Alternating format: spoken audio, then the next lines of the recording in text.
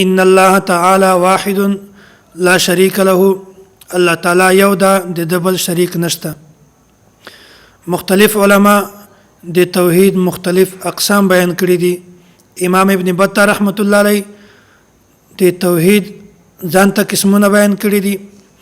امام شاه ولی الله محدث دهلوی رحمت الله علیه، امام ابو بکر رحمت الله علیه او صوفیای کرام د توحید مختلف اقسام بیان کړي دي. زه د اختصار په غرض باندې خپل د توحید اقسام بیانوم. مونږ د توحید درې قسمونه بیان کړي دي: توحید فی الذات، توحید فی الصفات، توحید فی الاسماء. توحید فی الذات د دې معنی دا ده چې الله تعالی د ذات په اعتبار سره یوازې ده، د بل شریک نشته. الله تعالی نه اولاد شته او نه الله تعالی د چا په اولاد کې شمارل کیږي. توحید فی صفات، الله تعالی د صفاتو په اعتبار سره هم یوازې ده او څوک هم د په صفاتو کې شریک نه ده. د صفات دوه قسمونه دي، یو د محکمات او بل د متشابهات. محکمات هغه صفات چې د معنی بالکل واضحه او ظاهره وي، مثلا سمع، بصر او قدرت، او داسې قسم نور الفاظ چې د دې معنی بالکل واضحه او ظاهره ده.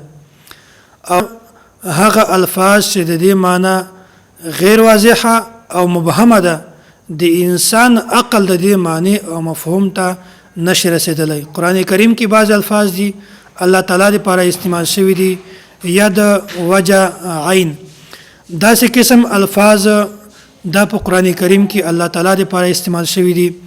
دا داسې الفاظ دي چې د دې معنی دا هیڅ ته معلومه نه ده. نو د دې معنی معلومه نه ده، نو لہذا خلق د دې معنی لاس، مخ او سترګه دا نشي کولای، بلکې متقدمین اهل سنت والجماعت د دې معنی نه بیانوله، بلکې دا لفظ به بیانو او ویل به چې د دې معنی الله تعالی ته معلومه ده. او بیا متأخرین اهل سنت والجماعت د دې معنی بیان کړی ده، خو معنی په درجه ځون کې بیان کړی ده، درجه د یقین کې نه ده بیان کړی، بلکې درجه د ځون کې بیان کړی ده. د دې وجه د دې معنی ولې بیان کړی ده چې خلق د فرقه مجسمه په غلط فهمی کې او د دې په غلطو عقایدو کې مبتلا نشي. یو فرقه ده الله تعالی ته هغه جسم منی چې الله تعالی جسم ده. نو متأخرین فقها، متأخرین اهل سنت والجماعت د دې معنی په درجه د ځون کې ځکه بیان کړل چې خلق د دې فرقه مجسمه په لاس کې نشره او د دې فرقه مجسمه په عقایدو کې مبتلا نشي. او درم قسم ده توحید فی الاسماء. الله تعالی د نام په اعتبار سره هم دا یوازې ده، تنها ده، د دبل شریک نشته. نو بعضی نمونه هغه دي چې هغه صرف د الله تعالی لپاره خاص دي، هغه د یو انسان لپاره نشي استعمالولای، که هغه پیغمبر وي، که صحابي وي، که عام انسان وي. هغه نمونه رحمان، یا داسې مختار کل، عالم الغیب، یا داسې مشکل کشا، حاجت روا، داسې مختلف نور نمونه هم دي.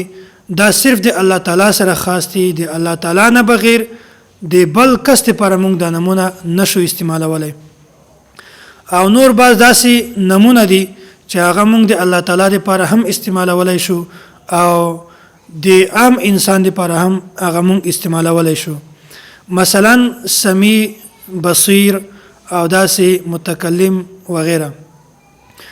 نو د دې معنی کچیرته مونږه دا نمونه د یو انسان لپاره استعمالو، بیا به د دې معنی دا کوو سمیع یعنی انسان په اوریدلو کې انسان اوري او په اوریدلو کې د غوږو محتاج ده. بصیر معنی ده چې انسان دا ګوري او په کتلو کې د سترګې محتاج ده. او متکلم معنی ده چې انسان خبرې کوي او په خبرو کې د ژبې محتاج ده. نو کچیرته مونږ دا نمونه د الله تعالی لپاره استعمالو، نو د دې معنی به دا کوو چې الله تعالی ګوري او په کتلو کې د سترګې محتاج نه ده، الله تعالی اوري په اوریدلو کې د غوږو محتاج نه ده، الله تعالی خبرې کوي او په خبرو کې د ژبې محتاج نه ده. نو دا نمونه کوم د عام انسانانو لپاره استعمالو نو د دې معنی به بل قسم وي او کچیرته موږ د الله تعالی لپاره استعمالو نو د دې معنی به بل قسم وي. د دې الفاظو چې کوم معنی ده هغه موږ د مخلوق لپاره استعمالو هغه موږ د خالق لپاره نشو استعمالولای او د دې الفاظو چې کوم معنی موږ د خالق لپاره استعمالو هغه موږ د مخلوق لپاره نشو استعمالولای.